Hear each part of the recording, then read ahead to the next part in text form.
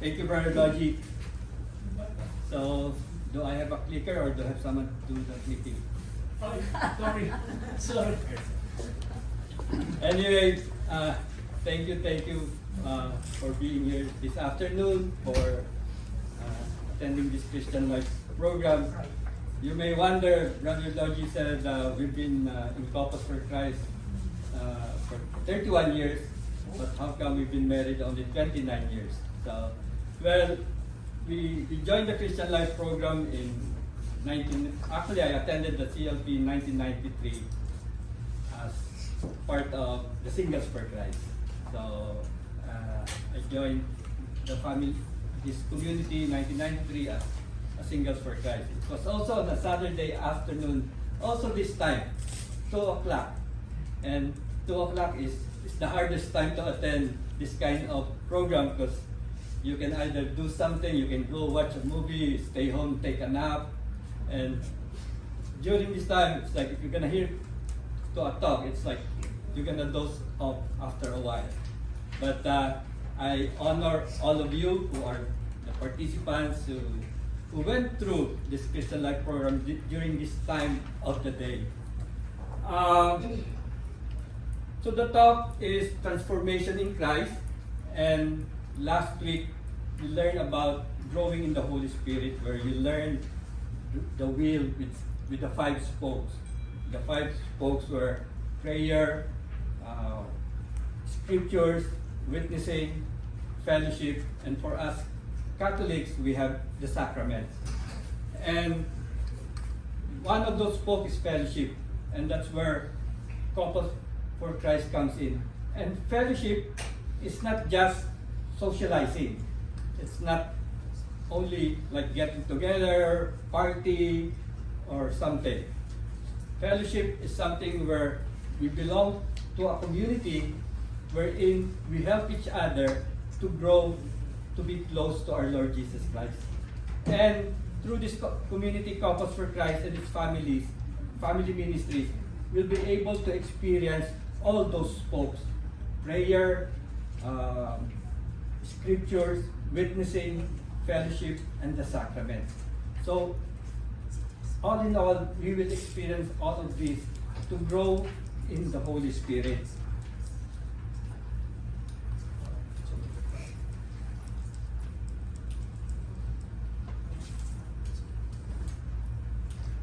Okay, so introduce to you my family.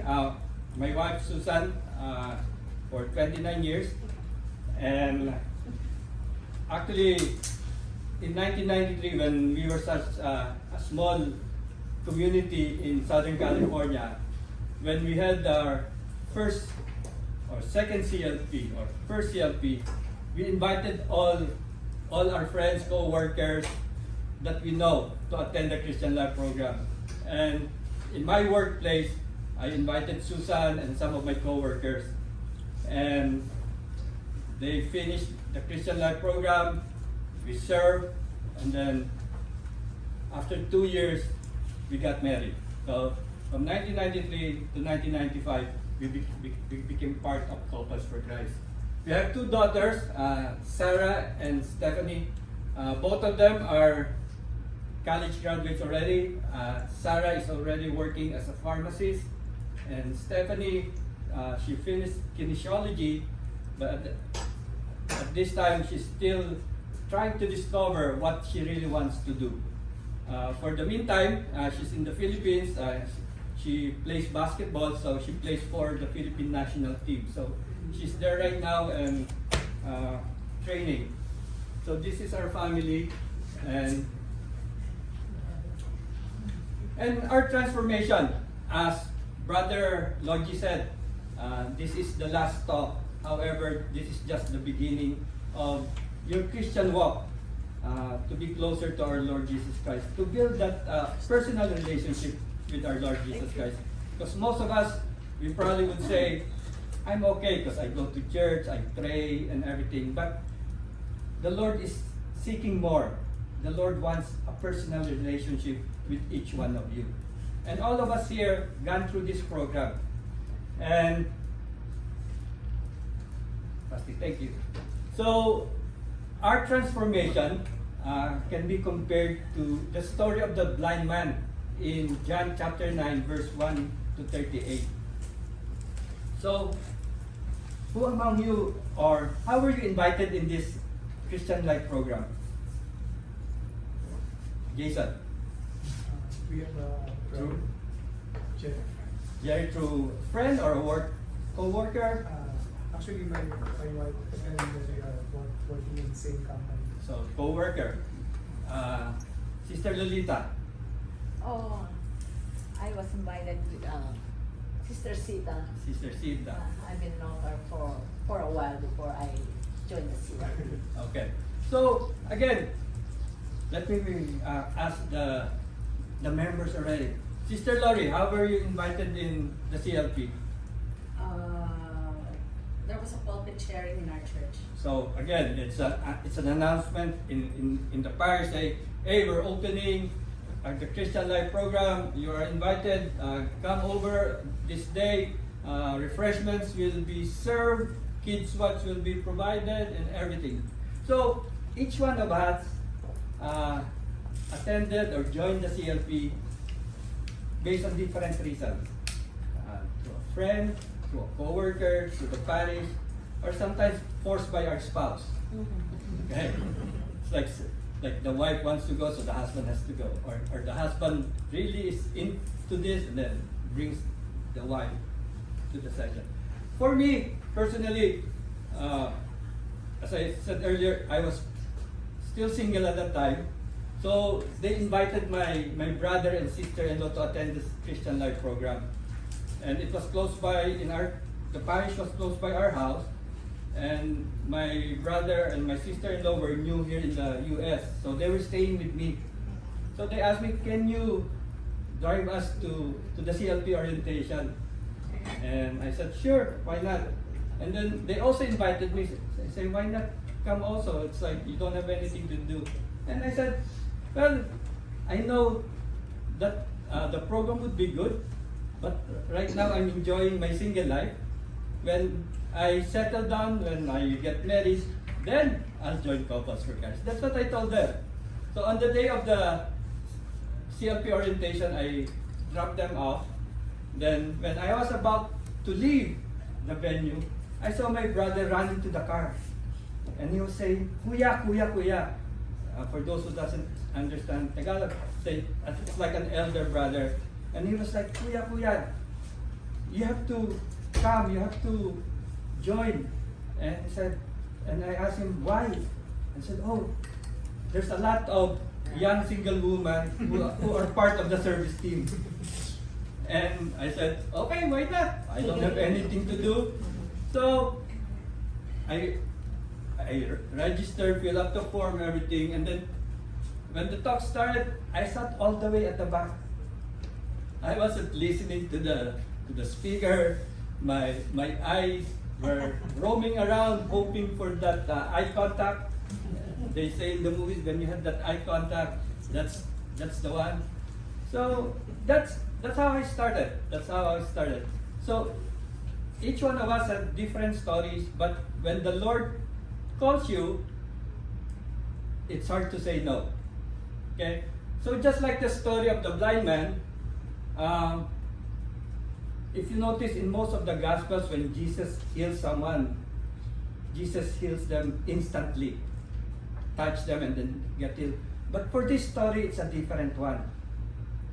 Jesus did a process wherein he got mud, spit on it, made a mud paste, then put in the eye of the blind man and asked the blind man to wash it in the river of Siloam, in the pool of Siloam. So Jesus did it in a different way. So we can compare this to what we have gone through this Christian Life program. From the orientation, from talk 1 to up to now, there was a process of transformation. It's like if you notice, the talks are interrelated every other week. So from talk 1, where it's God's love, and the talk 2, who is Jesus Christ, and the repentance, faith, it's related. It gave you time to pray about it, gave time to think about it, if this is really the program for you. And for you being here this afternoon shows that you went through that transformation. But again, the transformation is not complete. I can assure you among my brothers and sisters here, when they finished the CLP, that transformation was not complete. The transformation is still ongoing. And it's still ongoing through this community, Couples for Christ, and the family ministries, Handmaids of the Lord, and Singles for Christ. So when Jesus opened the eyes of the blind man, it went through a process. Next slide, Rafi. And when the Pharisees saw it, they asked him, "So who cured you?" Because they know that he has been a blind man since birth. So, and if you read this in scripture or even watch the video, it's like they even called the parents of this blind man just to make sure that he was really blind. And when they asked him, "Who cured you?" he said, "The man called Jesus." So he didn't know who cured him. He just said, they say it was the man called Jesus. And for us, I don't know about you, when you had your first session, second session talks, during the discussions, I don't know if you readily shared or joined the discussion. For me, when I was attending the CLP, I was quiet. I didn't share. I was just listening to all their stories. So, because I wasn't comfortable. And then, next, when they asked him again, they said, "A man called Jesus, the blind man now professes he is a prophet." So from a man called Jesus, now he called him a prophet. Just like every one of us, as we go through the Christian Life program, we were able to understand why we are here.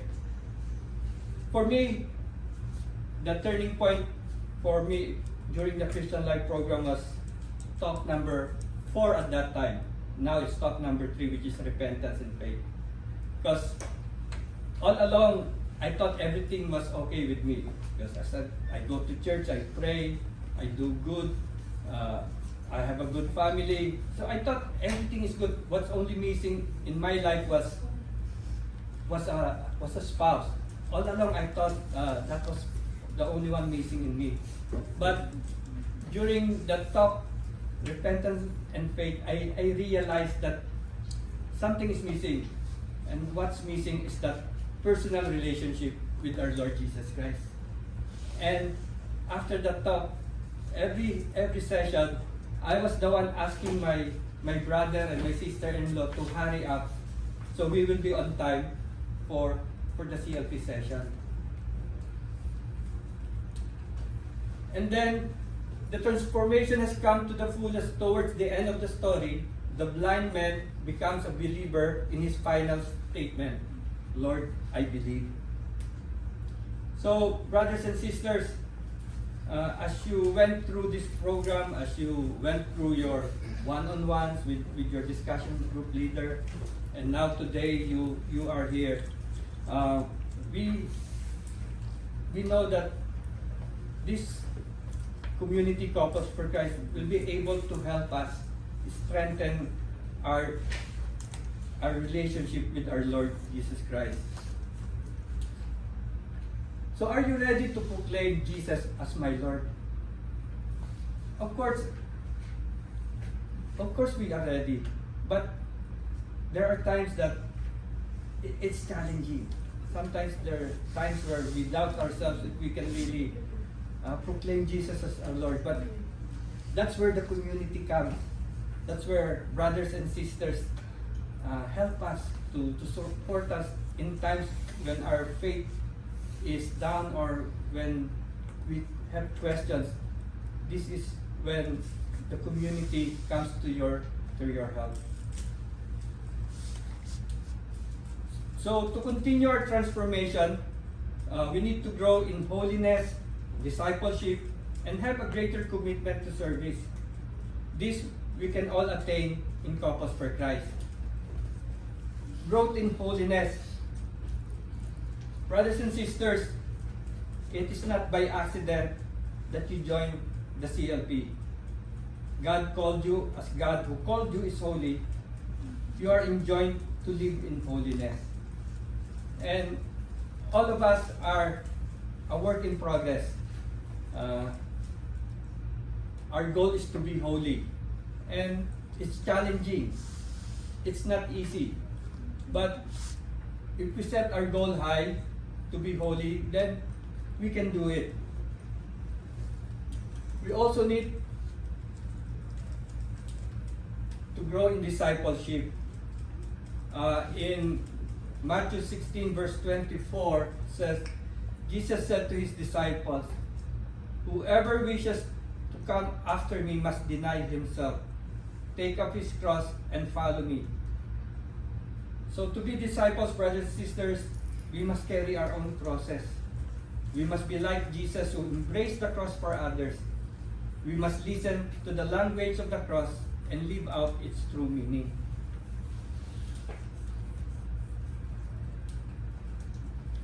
The third one is to have greater commitment to service. So brothers and sisters, we are called to be evangelizers. We need to our transformation through commitment to service takes place by serving God, neighbor, society, church, and in country. In Compass for Christ, we encourage all of our members to actively participate in their parishes. We don't only actively serve in Compass for Christ or Handmaids of the Lord or Singles for Christ. We encourage everyone to actively participate in your parish as an usher, as a lector, as an extraordinary minister. And if you're called to be a deacon or to join a diaconate program, go for it. So we need to serve. We need to serve not only Compass for Christ, but we need to serve everyone where we can glorify our Lord Jesus Christ. God wants us to raise up families in the Holy Spirit, renewing the face of the earth. So again, brothers and sisters, we are all called to be evangelizers. As you learned from last week, what's our vision as Compass for Christ? We are families in the Holy Spirit, renewing the face of the earth. So each one of us is called to be evangelizers, but for us to be evangelizers, we need to be transformed. Others have to see change in our life. The way we speak, the way we act, the way our family handle things. So there has to be change. We cannot just invite but people have to see change in our life.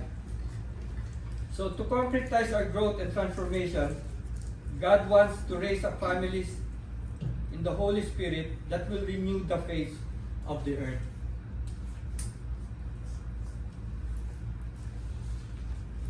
Transformation through Compass for Christ. We can continue our transformation in Christ. We continue to grow in personal holiness through our regular prayer time, scripture reading, reflection, and study, through our faithfulness to the covenant of Compass for Christ, and to the CFC formation program. So last week also you heard about our covenant.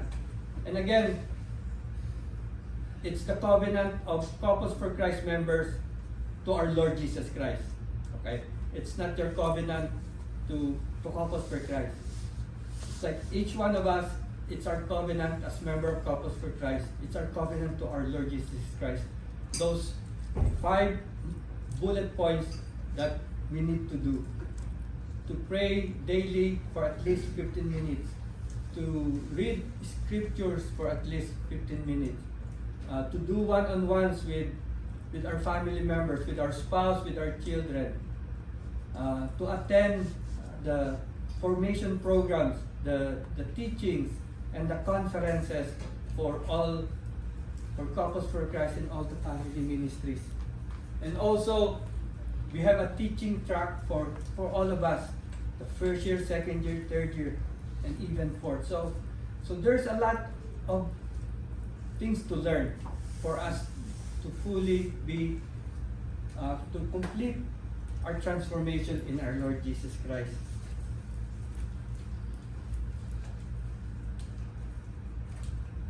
We will develop a greater commitment to evangelization. Again, evangelization is the global mission of Couples for Christ. We must endeavor to bring others to CFC to meet Christ. Again, it's our mission to bring others, to bring our friends, co-workers, family members closer to our Lord Jesus Christ. Again, this is your service team. I hope I have all the pictures of the service teams, but I apologize in case I miss some of you in these pictures.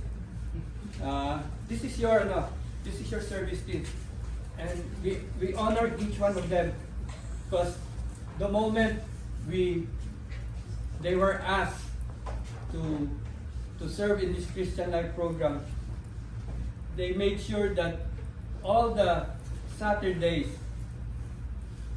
they will be here to serve you. So we honor each one of them. We honor you for saying yes to the Lord in serving this Christian Life program. Brothers and sisters, it is a great privilege to be where we are now, to have a personal relationship with Jesus, and have the support of a vibrant community like Couples for Christ. This happened through God's mercy and grace. We ought to respond with gratitude and humility. When we completed the Christian Life program in 1993, we continued to serve with Singles for Christ, and we served with Brother Derek and Sister Emily. We were part of the young members of Singles for Christ at that time. Now we're not young anymore. It's been 30 years. It's been 30 years. So we're not young anymore. But again, when Sister Emily and Brother Derek were sharing,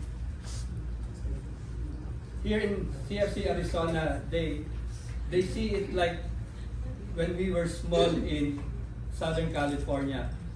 When we started CFC in Southern California, the first group, there were only 3 or 4 couples, a few singles, and then 1 or 2 handmaids and some youth for Christ. But at that time, we were having our Christian Life programs in garages of a house, in the living room of a house, because at that time we were still starting and we haven't really been accepted in parishes. But what I'm trying to share with you is, like, as Brother Derek and Emily told me, CFC Arizona it's like that way back in 1993 in Southern California. So the challenge is for us to continue doing our Christian Life program. It doesn't have to be in a parish. It could be in a home, someone's home who's willing to host the Christian Life program. So, and through the years, we grew from a small group. We became a unit, we became a chapter, became a cluster, and we became a sector. And now, throughout Southern California, almost we have CFC present. I remember before, we used to have our household, like, we have to drive 30 to an hour for our household meeting. And our household meeting are on a weeknight. We don't normally have weekend household because They said our household members wants to spend the weekend for their family.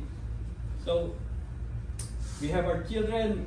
I remember when we go to a household, they're wearing already their pajamas, they're bringing their homework, and then during the household while we're praying, they're doing their homework, and then when we go home, they're asleep, we just put them into bed.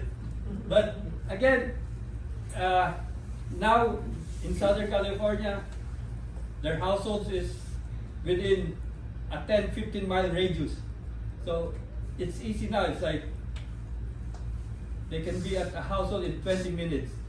But again, the Lord provides. The Lord provides. And when God calls you to serve, say yes. Don't hesitate. Because the Lord will always provide. Each one of us here who are serving, we have our own weaknesses, we have our own shortcomings. But the Lord has never failed each one of us. The Lord has always provided for us. And when the Lord is generous to each one of us, how could you say no to serve Him? So brothers and sisters, the Lord has chosen you. The Lord has chosen you. The Lord has chosen you. For the members here in CFC Arizona, the Lord has chosen you. For our new brothers and sisters in Christ, the Lord has chosen you. This is, as I said earlier, this is not coincidence. The Lord has chosen you.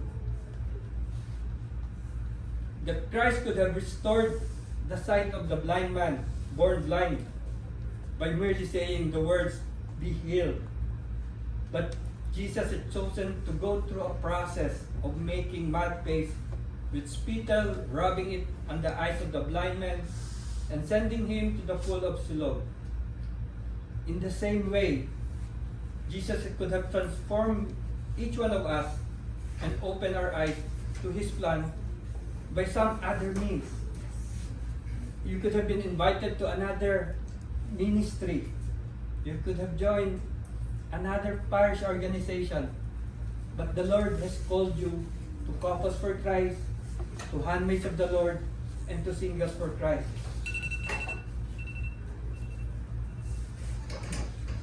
The Lord has chosen you to open your eyes and transform us through the process of the Christian Life program.